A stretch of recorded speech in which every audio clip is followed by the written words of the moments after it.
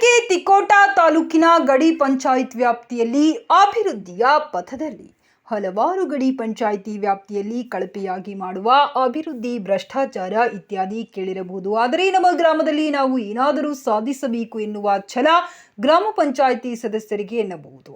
ಈ ಪಂಚಾಯಿತಿ ಕಾರ್ಯಾಲಯ ಮಹಾರಾಷ್ಟ್ರ ಗಡಿ ಹೊಂದಿರುವ ವಿಜಯಪುರ ಜಿಲ್ಲೆಯ ಒಂದು ಚಿಕ್ಕ ಪಂಚಾಯತ್ ಸರ್ಕಾರದಿಂದ ಸಿಗುವ ಸೌಲಭ್ಯ ಪಡೆಯುವಲ್ಲಿ ಹಾಗೂ ಬಳಸಿಕೊಳ್ಳುವ ನಿಟ್ಟಿನಲ್ಲಿ ಉತ್ತಮ ಗುಣಮಟ್ಟದ ನಾಯಕತ್ವ ಹೊಂದಿರುವ ಸಾರ್ವಜನಿಕರು. ಇನ್ನು ಅಧ್ಯಕ್ಷರ ನೇರ ಸಂದರ್ಶನದಲ್ಲಿ ಹಲವಾರು ಅಭಿವೃದ್ಧಿ ಹಾಗೂ ಕಾಳಜಿ ಕೆಲಸದ ಬಗ್ಗೆ ಸ್ವಗ್ರಾಮ ಪಂಚಾಯಿತಿ ಬಗ್ಗೆ ವಿಶೇಷ ಕಾರ್ಯಕ್ರಮ ನಿಮಗಾಗಿ ಮಾಜಿ ಅಧ್ಯಕ್ಷ ಹಾಗೂ ಹಾಲಿ ಸದಸ್ಯರ ಮಾತುಗಳು. ನಿಮ್ಮ ಒಂದು ಪಂಚಾಯಿತಿ ಅಧ್ಯಕ್ಷರಾಗಿರ್ಬೋದು, ಸಿಬ್ಬಂದಿ ವರ್ಗ ಆಗಿರ್ಬೋದು, ಯಾವ ರೀತಿ ಕೆಲಸ ಮಾಡ್ತಾ ಇದೆ, ಆ ಒಂದು ಯೋಜನೆಗಳನ್ನ ಬಳಸ್ಕೊಂಡ್ಬಿಟ್ಟು ಏನೆಲ್ಲ ಅಭಿವೃದ್ಧಿ ಕಾರ್ಯಗಳನ್ನ? ನಮ್ಮಲ್ಲಿ 19 ಜನ ಸದಸ್ಯರಿದ್ದೇವೆ. ಅಧ್ಯಕ್ಷರು, PDO ಅವರು, ಉಪಾಧ್ಯಕ್ಷರು, ಎಲ್ಲ ಸರ್ವ ಸದಸ್ಯರು, ಮತ್ತು ನಮ್ಮಲ್ಲಿ 11 ಜನ ಸಿಬ್ಬಂದಿ ಇದ್ದಾರೆ. ಅವರೆಲ್ಲರೂ ಕೂಡ್ಕೊಂಡು ನಾವೆಲ್ಲ ನಮ್ಮ ಗ್ರಾಮ ಪಂಚಾಯತಿ ಸಂಬಂಧಪಟ್ಟಂಗೆ ಎಲ್ಲ ಕೆಲಸಗಳನ್ನು ನಿಭಾಯಿಸ್ತೀವಿ. ಆಮೇಲೆ ನರೇಗಾ ಬಗ್ಗೆ, ಹೌಸಿಂಗು, SBM, ಈ ಎಲ್ಲ ಯೋಜನೆಗಳ ಬಗ್ಗೆ, ಆಮೇಲೆ ಎಲ್ಲ ನಮ್ಮ ಗ್ರಾಮದಲ್ಲಿ ಟಕ್ಕಳಕಿ ಗ್ರಾಮ ಪಂಚಾಯತಿಯಲ್ಲಿ 2 ಗ್ರಾಮ ಬರ್ತವೆ, 5 ತಾಂಡ ಬರ್ತವೆ. 2 ಗ್ರಾಮ ಅಂದರೆ ಟಕ್ಕಳಕಿ ಗ್ರಾಮ, ಒಂದು ಹುಬನೂರು. ಟಕ್ಕಳಕಿಯಲ್ಲಿ 2 ತಾಂಡ ಬರ್ತವೆ, ಹುಬನೂರದಲ್ಲಿ 3 ತಾಂಡ ಬರ್ತವೆ. ಒಟ್ಟಾರೆಯಾಗಿ 2 ಗ್ರಾಮಗಳು, 5 ತಾಂಡಗಳು.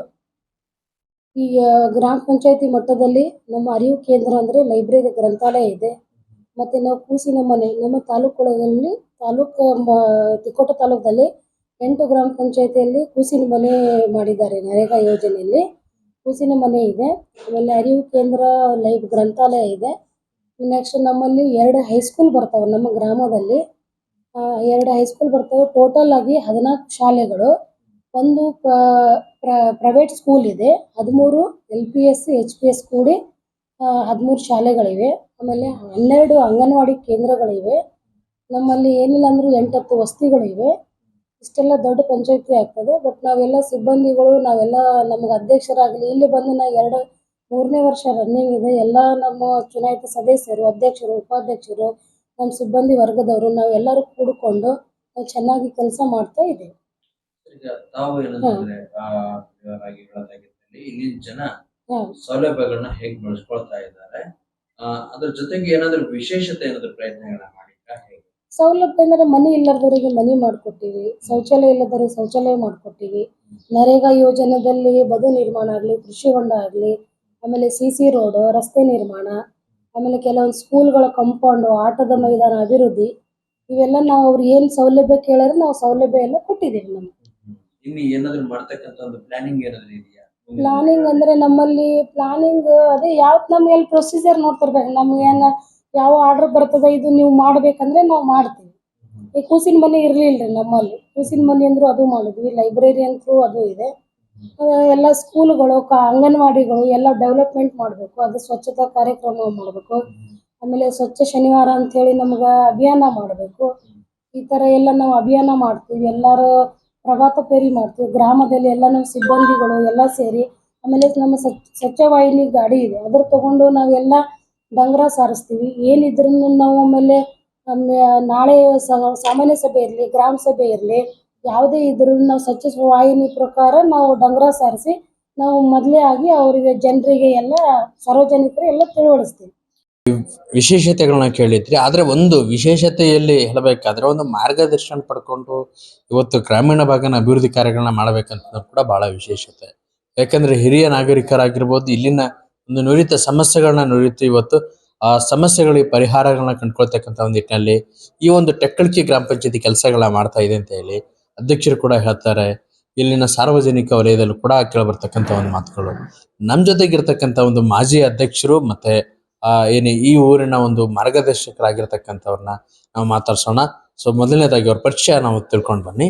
ಸರ್, ತಮ್ಮ ಪರಿಚಯ? ಸರ್, ನನ್ನ ಹೆಸರು ಪ್ರಶಾಂತ್ ಜಂಡೆ ಅಂತ ಹೇಳಿ. ನಾನು ಈಗ ಹಾಲಿ ಗ್ರಾಮ ಪಂಚಾಯತ್ ಸದಸ್ಯನಾಗಿ ಮತ್ತು ಮಾಜಿ ಗ್ರಾಮ ಪಂಚಾಯತ್ ಅಧ್ಯಕ್ಷನಾಗಿ ಕಳೆದ 4 ಅವಧಿಗಳಿಂದ ಈ ಗ್ರಾಮ ಪಂಚಾಯತಿಯಲ್ಲಿ ಜನರ ಸೇವೆಯನ್ನು ಮಾಡ್ತಾ ಇದ್ದೀನಿ. ಸರ್, ಇಲ್ಲಿ ಏನೇ ಒಂದು ಅಭಿವೃದ್ಧಿ ಕಾರ್ಯಗಳಿಗಾಗಿರ್ಬೋದು, ಏನೇ ಒಂದು ಸಮಸ್ಯೆಗಳಿಗೆ ಕೂಡ ಪರಿಹಾರಗಳಂತಕ್ಕಂಥ ಒಂದು ವ್ಯವಸ್ಥೆ ಮಾಡಬೇಕಾದ್ರೆ ಪ್ರಿಯ ವ್ಯವಸ್ಥೆಗೆ ತಾವು ಮಾರ್ಗದರ್ಶನ ನೀಡ್ತೀರಾ ಅಂತಕ್ಕಂಥದ್ದನ್ನ ಬಹಳ ಹೇಳ್ತಕ್ಕಂಥ ಒಂದು ವಿಚಾರ. ಯಾವ ರೀತಿ ಎಲ್ಲ ಮಾರ್ಗದರ್ಶನಗಳನ್ನ ಕೊಡ್ತೀರಿ ನಿಮ್ಮ ಪಂಚಾಯತಿಗೆ? ಖಂಡಿತ ಸರ್. ಏನು ಅಂತಂದ್ರೆ ಇಲ್ಲಿ ನಾವು ಕಳೆದ 2005ರಿಂದ ಗ್ರಾಮ ಪಂಚಾಯತ್ ಸದಸ್ಯರಾಗಿ ಕೆಲಸ ಮಾಡ್ತಾ ಇರ್ಬೇಕಾದ್ರೆ ಈಗ ಸದ್ಯದಲ್ಲಿ ಬಂದಿರತಕ್ಕಂಥ ಹೊಸ ಗ್ರಾಮ ಪಂಚಾಯತ್ ಸದಸ್ಯರಿಗೆ ನಾವೇನೆಲ್ಲ ಮಾಡಬೇಕು ಅಂತೇಳಿ ಎಲ್ಲರೂ ಕೂಡಿ ತೀರ್ಮಾನ ಮಾಡ್ತೀವಿ ಸರ್. ಒಟ್ಟಾರೆ ನಮ್ಮ ಗ್ರಾಮ ಪಂಚಾಯತ್ಲಿ 2 ಗ್ರಾಮಗಳು ಮತ್ತು 7 ತಾಂಡಗಳು ಬರ್ತಾವ ಸರ್. ಒಂದು 4 ಜನವಸತಿ ಪ್ರದೇಶಗಳು ಬರ್ತಾವ. ಹಿಂಗಾಗಿ ಪೂರ್ವ ತಯಾರಿಯ ಒಳಗೆ ನಾವು ಗ್ರಾಮ ಪಂಚಾಯತಿಯಲ್ಲಿ ಯಾವುದೇ ಕುಂದುಕೊರತೆ ಇರಬಾರ್ದು. ಇವತ್ತು ಕುಡಿ ನೀರು ಆಗಿರ್ಬೋದು, ಶಿಕ್ಷಣ ಆಗಿರ್ಬೋದು, ಜನಸಾಮಾನ್ಯರಿಗೆ ಅವ್ರಿಗೆ ಏನೆಲ್ಲ ನಾವು ಗ್ರಾಮ ಪಂಚಾಯತಿಯಿಂದ ಕೆಲಸ ಕಾರ್ಯಗಳನ್ನು ಒದಗಿಸ್ಬೇಕಾಗಿದೆ ಅದನ್ನೆಲ್ಲ ನಾವು ನಮಗೆ ಎಷ್ಟು ಸಾಧ್ಯ ಇದೆ ಅಷ್ಟನ್ನ ಈಗ ಹೊಸದಾಗಿ ಬಂದಿರತಕ್ಕಂಥ ಗ್ರಾಮ ಪಂಚಾಯತ್ ಸದಸ್ಯರು ಮಾರ್ಗದರ್ಶನ ಮಾಡಿಕೊಂಡು ಎಲ್ಲರ ಸಲಹೆಯನ್ನು ತೆಗೆದುಕೊಂಡು ಹಿರಿಯರ ಸಮ್ಮುಖದಲ್ಲಿ ನಾವೆಲ್ಲ ಗ್ರಾಮ ಪಂಚಾಯತಿ ಅಭಿವೃದ್ಧಿಯತ್ತ ನಮ್ಮ ಚಿಂತನೆ ಯಾವಾಗಲೂ ಇರ್ತದೆ ಸರ್. ಸರ್, ಈಗ ಪಂಚಾಯತಿ ಮಟ್ಟದ ಅಭಿವೃದ್ಧಿ ಆಗ್ಬೇಕಾದ್ರೆ ಕೆಲವೊಂದಿಷ್ಟು ವಿಚಾರಗಳಲ್ಲೂ ಕೂಡ ಸಾಕಷ್ಟು ಸಮಸ್ಯೆ ಸವಾಲುಗಳನ್ನ ಬರುತ್ತೆ ದೊಡ್ಡ ಮಟ್ಟದ. ಯಾಕಂದ್ರೆ ಪಂಚಾಯತಿ ಅನುದಾನ ಸಾಕಾಗೋದಿಲ್ಲ ಅಂತ ಒಂದು ಸಮಸ್ಯೆಗಳಿಗೆ ಯಾವ ರೀತಿ ಹೋರಾಟ ಮಾಡಿ ಅದಕ್ಕೆ ಇವತ್ತು ವ್ಯವಸ್ಥೆಗಳನ್ನ ಮಾಡಿ ಇವತ್ತು ನೆರವು ನೀಡತಕ್ಕಂಥ ಒಂದು ಕೆಲಸಗಳನ್ನ ತಾವು ಮಾಡ್ತಾ ಇದೀವಿ ಅಂತ? ಸರ್, ನೀವು ಹೇಳೋದು ಸತ್ಯ. ನಾವೇನ್ ಮಾಡ್ತಾ ಇದ್ವಿ ಅಂತಂದ್ರೆ, ನೀವು ಹೇಳ್ದಾಗೆ ಗ್ರಾಮ ಪಂಚಾಯತಿಯಿಂದ ಸಾಕಷ್ಟು ಅನುದಾನ ಸಾಲೋದಿಲ್ಲ. ಅದಕ್ಕೆ ನಮ್ಮ ಸ್ಥಳೀಯ ಶಾಸಕರು ಇವತ್ತು ಅವರು ಸದ್ಯ ಸರ್ಕಾರದಲ್ಲಿ ಕೈಗಾರಿಕಾ ಮಂತ್ರಿಗಳಾಗಿ ಕೆಲಸ ಮಾಡ್ತಾ ಇದ್ದಾರೆ. ಸೊ ಒಳ್ಳೆಯ ಪ್ರತಿನಿಧಿ ನಮ್ಮ ಭಾಗಕ್ಕಂತ ಡಾಕ್ಟರ್ MB ಪಾಟೀಲ್ ಸಾಹೇಬ್ರು. ಸೊ ಇಲ್ಲಿ ನಾವೆಲ್ಲ ಅವರನ್ನ ಅಭಿವೃದ್ಧಿ ಹರಿಕಾರ, ನೀರಾವರಿ ಹರಿಕಾರ ಅಂತ ಕರಿತೀವಿ. ಯಾಕಂತ ಕೇಳಿದ್ರೆ ಬಹಳ ದಿವಸಗಳ ಆಯ್ತು ಸರ್, ಇಲ್ಲಿ ಸುಮಾರು ದಿವಸಗಳಿಂದ ನೋಡ್ತಾ ಇದೀವಿ. ನಮ್ಮ ಅಜ್ಜನ ಕಾಲದಿಂದಲೂ ಕೂಡ ನೀರಿರ್ಲಿಲ್ಲ ಸರ್. ಇವತ್ತು ಕೆನಾಲ್ ಮುಖಾಂತರ ಅವ್ರು 2013ರಿಂದ 2018ರವರೆಗೆ ಸಿದ್ದರಾಮಯ್ಯ ಸಾಹೇಬ್ರ ಒಂದು ಸರ್ಕಾರದಲ್ಲಿ ಮಂತ್ರಿಗಳಾದ್ರು, ನೀರಾವರಿ ಮಂತ್ರಿಗಳಾಗಿ ಕೃಷ್ಣೆಯಿಂದ ಈ ಒಂದು ಭಾಗದವರೆಗೆ ಕೆನಾಲ್ ಮುಖಾಂತರ ನೀರನ್ನ ತಂದು ಕೊಟ್ರು. ನಮ್ಮಂತ ಯುವಕರಿಗೆ ಕೂಡ ಏನಾಗಿದೆ ಅಂತಂದ್ರೆ ಸ್ವಲ್ಪ ಹೊಲಗಳ ಇದ್ರೂ ಕೂಡ ನಾವು ಆರ್ಥಿಕವಾಗಿ ದ್ರಾಕ್ಷಿ, ದಾಳಿಂಬೆ, ಕಾಯಿಪಲ್ಯಗಳನ್ನ ಬೆಳೀತಾ ನಮ್ಮ ಆರ್ಥಿಕತೆಯನ್ನ ಸುಧಾರಣೆ ಮಾಡ್ಕೊಳ್ಳೋದ್ರ ಜೊತೆಗೆ ನಾವು ಗ್ರಾಮ ಪಂಚಾಯತ್ ಮಟ್ಟದಲ್ಲಿ ಅವೇರ್ನೆಸ್ ಅನ್ನು ಮೂಡಿಸ್ತಾ ಇದ್ವಿ ಸರ್. ಈಗ ನೀರು ಬಂದಿದೆ, ನಮ್ಮ ಗ್ರಾಮ ಪಂಚಾಯತಿ ಎಷ್ಟು ನೆರವಾಗ್ತೈತೆ ಅಷ್ಟು ನೆರವು ಕೊಡ್ತೀವಿ. ಸಾಧ್ಯವಾಗದೇ ಇದ್ರೆ ನಮ್ಮ ಶಾಸಕರನ್ನ, ಮಂತ್ರಿಗಳನ್ನ ಭೇಟಿಯಾಗಿ, ಇವತ್ತು ನಮ್ಮ ಗ್ರಾಮದಲ್ಲಿ ತಾವು ನೋಡಿರ್ಬೋದು, ಒಂದು SBI ಬ್ಯಾಂಕ್ ಅನ್ನು ಹೊಂದಿದ್ದೀವಿ, ಒಂದು ಸುಸಜ್ಜಿತವಾದಂತ ಕೃಷಿ ಪತ್ತಿನ ಸಹಕಾರ ಸಂಘವನ್ನ ಹೊಂದಿದ್ದೀವಿ, ಅದೇ ರೀತಿ ಒಂದು KMF ಅನ್ನ ಹೊಂದಿದ್ದೀವಿ. ಸಾಕಷ್ಟು ಅಭಿವೃದ್ಧಿ ಕಾರ್ಯಕ್ರಮಗಳನ್ನ ಶಾಸಕರ, ಮಂತ್ರಿಗಳ ಒಂದು ನೆರವನ್ನ ಪಡ್ಕೊಂಡು ಒಟ್ಟಾರೆ ಗ್ರಾಮ ಪಂಚಾಯತ್ ವ್ಯಾಪ್ತಿಯಲ್ಲಿ ಬರ್ತಕ್ಕಂಥ ಜನಸಮುದಾಯಕ್ಕೆ ಮುಟ್ಟಿಸುವಂತ ಪಂಚಾಯತಿ ವಿಶೇಷ ಪರಿಚಯ ನಮ್ಮ ವೀಕ್ಷಕರಿಗಾಗಿ ತಿಳಿಸ್ಕೊಡಿ. ನಮಸ್ಕಾರಗಳು. ನಾನು ಸಂಜು ಶಂಕರ್ ಪವಾರ್, ಗ್ರಾಮ ಪಂಚಾಯತ್ ಅಧ್ಯಕ್ಷರು ಟಕ್ಕಳಕಿ. ನಾನು ಸಹ ಟಕ್ಕಳಗಿ ತಾಂಡಾದ 4ನೇ ವಾರ್ಡಿನ ಸದಸ್ಯ ಆಗಿದ್ದೀನಿ. ಈಗಾಗಲೇ ತಾವು ಕೂಡ ದೂರಿಂದ ಬಂದಿದ್ದೀರಿ. ಈಗ ನಮ್ಮ ಪಂಚಾಯತಿಯಲ್ಲಿ ವಿಶೇಷತೆ ಏನಂದ್ರೆ, ನಾವು ಈಗಾಗಲೇ ನಮ್ಮಲ್ಲಿ 2 ಹಳ್ಳಿಗಳು ಬರ್ತಾವೆ ಸರ್, ಹೊಬ್ನೂರು ಮತ್ತು ಟಕ್ಕಳಕಿ ಅಂತ 2 ಊರು, ಮತ್ತು ಅದರ ತಾಂಡಗಳು ಬರ್ತಾವೆ. ಟಕ್ಕಳಕಿ ಹೇಳ್ತೀವಿ ಅಂದರೆ 2 ತಾಂಡಗಳು ಅವ ಸರ್, ಹೊಬ್ನೂರಲ್ಲಿ 3-4 ತಾಂಡ ಅವ ಸರ್. ಎಲ್ಲ ನಮ್ಮಲ್ಲಿ ಈಗ ನಾವು ಸದಸ್ಯರು ಟೋಟಲ್ ಆಗಿ ಇಲ್ಲಿ ನಮ್ಮ ಪಂಚಾಯತಿಯಲ್ಲಿ ಇರುವ ಅಂದ್ರೆ 19 ಸೀಟ್ ಸರ್ ಟೋಟಲ್ ಸದಸ್ಯರು. ಅದರಲ್ಲಿ ಈಗ 19ರಲ್ಲಿ 12 ಮಂದಿ SCನೇ ಅದಾರ ಸರ್, SC ಸದಸ್ಯರು ಅದಾರ ಇಲ್ಲಿ. ಸದಸ್ಯ ಪಂಚಾಯತ್.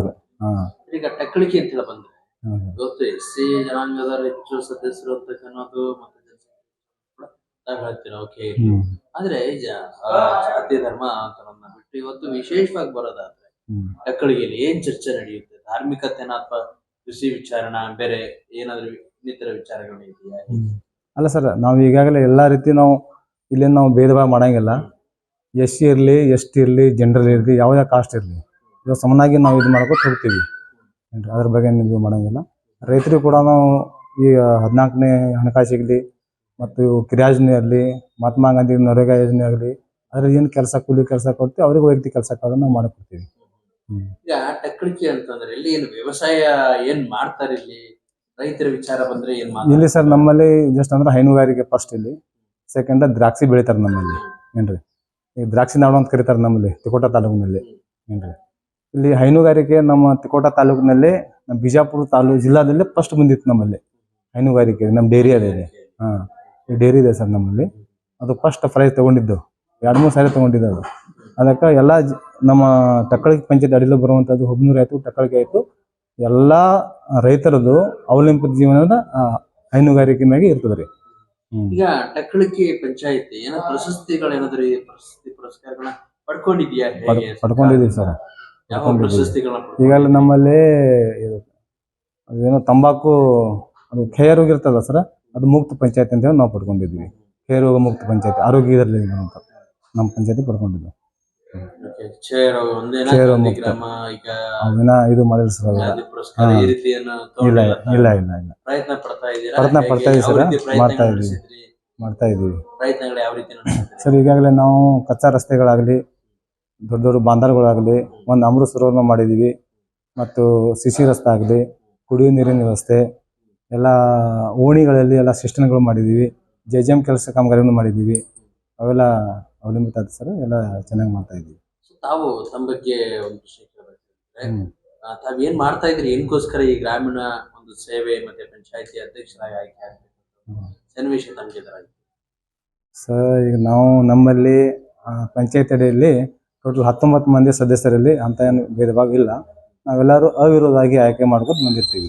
ಏನ್ರಿ, ನಾವು ಅವ್ರಿಗೆ ಎತ್ಕೊಂಡು ಹೋಗೋದು, ಅವ್ರಿಗೆ ಎತ್ಕೊಂಡು ಹೋಗೋದು ಈ ರೀತಿ ಮಾಡಂಗಿಲ್ಲ ನಮ್ಮಲ್ಲಿ ಮಧುಗ ಸಾವುಕಾರ ಅಂತ ಅದಾರ, ಹಿರಿಯರು ಅದಾರ. ಅವ್ರ ಮುಖಾಂತರ ನಾವು ಸಮ್ಮುಖದಲ್ಲಿ ಎಲ್ಲರೂ ಸಹಮತದಿಂದ ಕೂಡಿಕೊಂಡು ಕೆಲಸ ಕಾರ್ಯಗಳನ್ನು ಮಾಡ್ಕೊಂಡು ಹೋಗ್ತಾ ಇದ್ದೀವಿ. ಈಗ ತಾವು ಅಧ್ಯಕ್ಷರಾದ್ಮೇಲೆ ತಮ್ಮ ಸಾಧಕ ಬಾಧಕಗಳಂದ್ರೆ ಏನ್ ಹೆಮ್ಮೆಯಿಂದ ಹೇಳ್ಕೊತ್ರಿ? ನಾನು ಈ ಕೆಲಸಗಳೆಲ್ಲ ಮಾಡ್ಬೇಕಾಯ್ತು, ಮಾಡಿದೀನಿ, ಇನ್ನು ಮಾಡ್ಬೇಕಾಗಿರೋದು ಸಾಕಷ್ಟಿದೆ, ಸವಾಲುಗಳು ಎದುರಾಗಿರ್ತಕ್ಕಂಥ ವಿಚಾರ ಬಂದ್ರೆ ಏನೆಲ್ಲ? ಈಗ ಸರ, ನಮ್ಮಲ್ಲಿ ಜಸ್ಟ್ ತೋಟಪಟ್ಟಿಯಲ್ಲಿ ಅಡ್ಡಾಡುವಂಥದ್ದು ರೈತರಿಗೆ ನಮ್ಮದು ಪಂಚಾಯತಿ ಗಡಿ ಪಂಚಾಯತಿ ಮಹಾರಾಷ್ಟ್ರ ಬೌಂಡ್ರಿ ಸರ್. ಇಲ್ಲಿ 2 ಕಿಲೋಮೀಟರ್ ಅದ್ರ ಸ್ವಲ್ಪ ಕಚ್ಚಾ ರಸ್ತೆಗಳು ಮತ್ತು ಈಗ ಮನೆಗಳ ಸಮಸ್ಯೆ ಇತ್ತು. ಈಗೆಲ್ಲ ಮನೆಗಳು ಮಾಡಾಕತ್ತಿದ್ದೀವಿ. ಇನ್ನು ಹೋದ ಪೀಡ್ನಲ್ಲಿ ಒಂದು ವರ್ಷದಲ್ಲಿ ನಾವು ಹಿಂದೆ 2023ರಲ್ಲಿ 200 ಮನೆಗಳು ಅಂಬೇಡ್ಕರ್ ತಂದಿದ್ದೀವಿ. ಅದನ್ನು ಮಾಡಿ ಕಳಿಸಿದ್ದೀವಿ.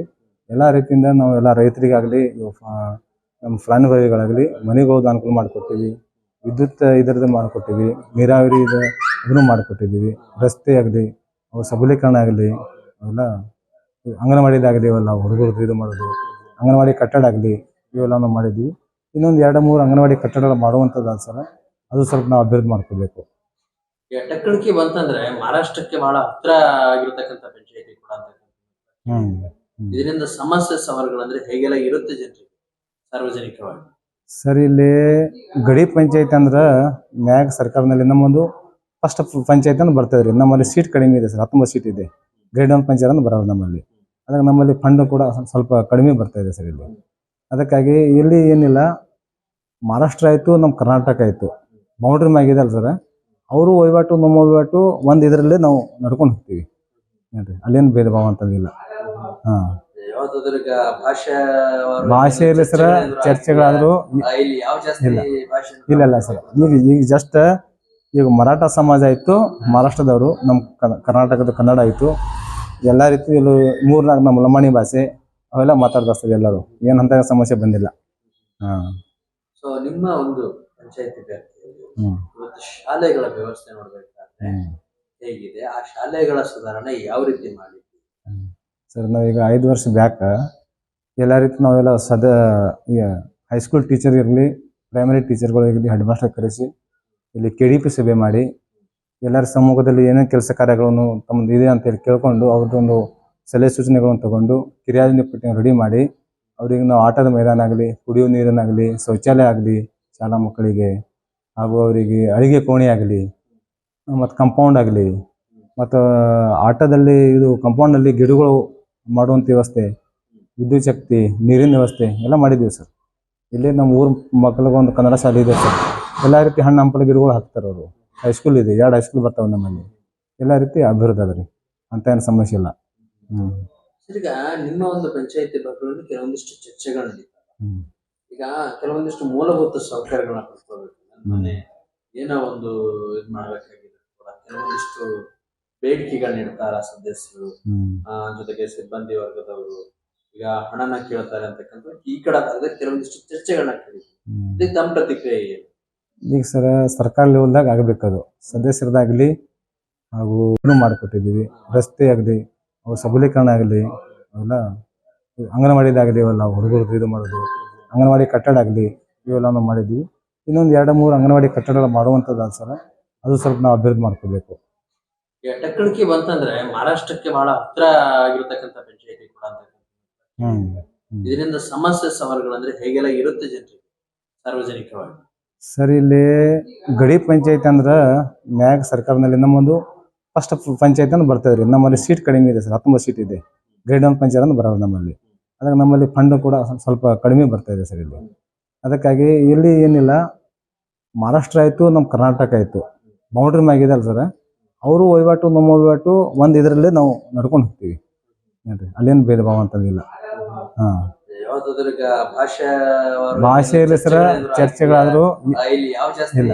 ಭಾಷೆ? ಇಲ್ಲ ಸರ್, ಈಗ ಜಸ್ಟ್ ಈಗ ಮರಾಠ ಸಮಾಜ ಆಯಿತು ಮಹಾರಾಷ್ಟ್ರದವರು, ನಮ್ಮ ಕರ್ನಾಟಕದ ಕನ್ನಡ ಆಯಿತು, ಎಲ್ಲ ರೀತಿ ಇಲ್ಲಿ 3-4 ನಮ್ಮ ಲಂಬಾಣಿ ಭಾಷೆ ಅವೆಲ್ಲ ಮಾತಾಡ್ತಾ ಸರ್ ಎಲ್ಲರೂ. ಏನಂತ ಸಮಸ್ಯೆ ಬಂದಿಲ್ಲ. ಹಾಂ. ಸೊ ನಿಮ್ಮ ಒಂದು ಪಂಚಾಯತಿ ವ್ಯಾಪ್ತಿಯಲ್ಲಿ ಇವತ್ತು ಶಾಲೆಗಳ ವ್ಯವಸ್ಥೆ ನೋಡ್ಬೇಕಾದ್ರೆ ಹೇಗಿದೆ? ಆ ಶಾಲೆಗಳ ಸುಧಾರಣೆ ಯಾವ ರೀತಿ ಮಾಡಿದ್ವಿ? ಸರ್, ನಾವೀಗ 5 ವರ್ಷ ಬ್ಯಾಕ್ ಎಲ್ಲ ರೀತಿ ನಾವೆಲ್ಲ ಈಗ ಹೈಸ್ಕೂಲ್ ಟೀಚರ್ ಇರಲಿ, ಪ್ರೈಮರಿ ಟೀಚರ್ಗಳಿರಲಿ, ಹೆಡ್ ಮಾಸ್ಟರ್ ಕರೆಸಿ ಇಲ್ಲಿ KDP ಸಭೆ ಮಾಡಿ ಎಲ್ಲರ ಸಮ್ಮುಖದಲ್ಲಿ ಏನೇನು ಕೆಲಸ ಕಾರ್ಯಗಳನ್ನು ತಮ್ಮದು ಇದೆ ಅಂತೇಳಿ ಕೇಳ್ಕೊಂಡು ಅವ್ರದ್ದೊಂದು ಸಲಹೆ ಸೂಚನೆಗಳನ್ನು ತಗೊಂಡು ಕಿರಿಯಾದಿನ ಪಟ್ಟಿಯನ್ನು ರೆಡಿ ಮಾಡಿ ಅವ್ರಿಗೆ ನಾವು ಆಟದ ಮೈದಾನ ಆಗಲಿ, ಕುಡಿಯುವ ನೀರನ್ನಾಗಲಿ, ಶೌಚಾಲಯ ಆಗಲಿ ಶಾಲಾ ಮಕ್ಕಳಿಗೆ, ಹಾಗೂ ಅವರಿಗೆ ಅಡುಗೆ ಕೋಣೆ ಆಗಲಿ, ಮತ್ತು ಕಂಪೌಂಡ್ ಆಗಲಿ, ಮತ್ತು ಆಟದಲ್ಲಿ ಇದು ಕಂಪೌಂಡ್ನಲ್ಲಿ ಗಿಡಗಳು ಮಾಡುವಂಥ ವ್ಯವಸ್ಥೆ, ವಿದ್ಯುತ್ ಶಕ್ತಿ, ನೀರಿನ ವ್ಯವಸ್ಥೆ ಎಲ್ಲ ಮಾಡಿದ್ದೀವಿ ಸರ್. ಇಲ್ಲಿ ನಮ್ಮ ಊರ ಮಕ್ಕಳಿಗೊಂದು ಕನ್ನಡ ಶಾಲೆ ಇದೆ ಸರ್. ಎಲ್ಲ ರೀತಿ ಹಣ್ಣು ಹಂಪಲ ಗಿಡಗಳು ಹಾಕ್ತಾರೆ ಅವರು. ಹೈಸ್ಕೂಲ್ ಇದೆ, 2 ಹೈಸ್ಕೂಲ್ ಬರ್ತಾವೆ ನಮ್ಮಲ್ಲಿ. ಎಲ್ಲ ರೀತಿ ಅಭಿವೃದ್ಧಿ ಅದ ರೀ, ಅಂತ ಏನು ಸಮಸ್ಯೆ ಇಲ್ಲ.